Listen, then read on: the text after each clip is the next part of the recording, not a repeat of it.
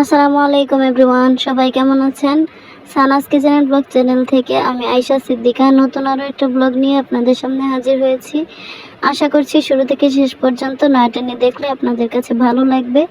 যদি ভালো লাগে তাহলে প্লিজ একটা লাইক দিয়ে ভিডিওটা কন্টিনিউ করবেন। ছেলেকে মাদ্রাসা থেকে ছুটির সময় আনতে গিয়েছিলাম, আর আসার সময় হচ্ছে পুরি আর সিঙ্গারা নিয়ে এসেছি। ওই টাইমটাতে গরম গরম ভাজে খেতে ভালো লাগে, তবে এখানকার সিঙ্গারাটা খুব একটা ভালো লাগে না, পুরিটাই মজা। আর এই জন্য পুরিটা বেশি করে নিয়ে এসেছি। আর সিঙ্গারা নিতাম না, কিন্তু বাচ্চারা পছন্দ করে। আর ওরা তো হচ্ছে ভেতরের আলুর পুরটা ফেলে দিয়ে তারপর উপরের অংশটা খায় শুধু, এই জন্য ওদের কাছে এতটা খারাপ লাগে না।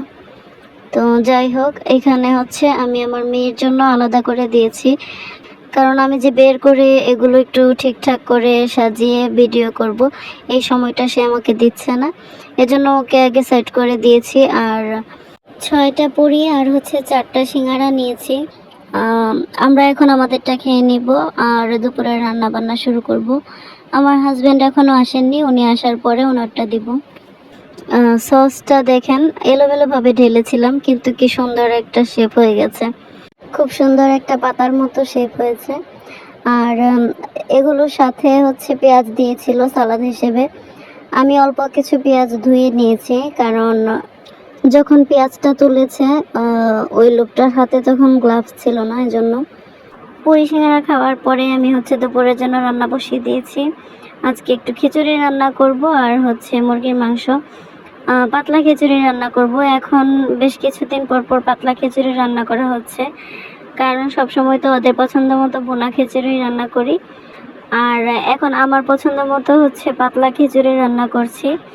ওরাও বেশ মজা করেই খাচ্ছে, কারণ পাতলা খিচুড়িটা সত্যি অনেক মজার।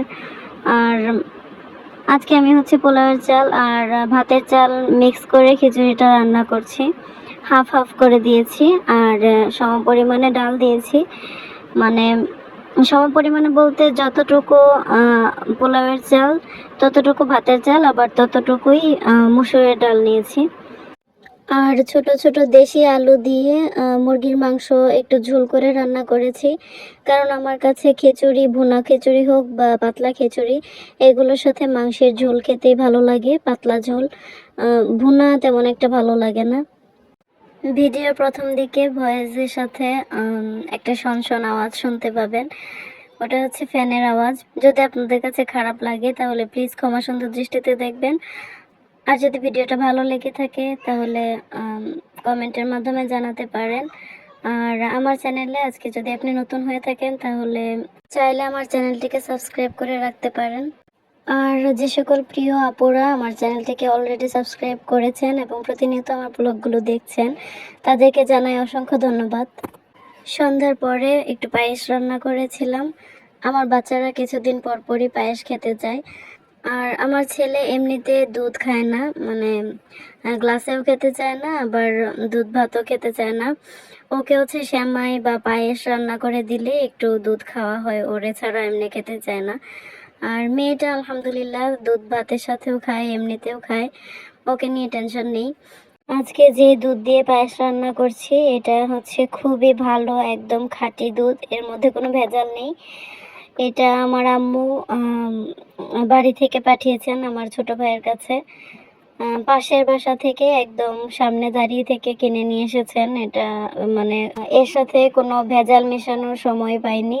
আর এই দুধটা এত ভালো, একবার ফোটানোর পরেই একদম মোটা সর পড়ে গেছে, আর এত ঘন।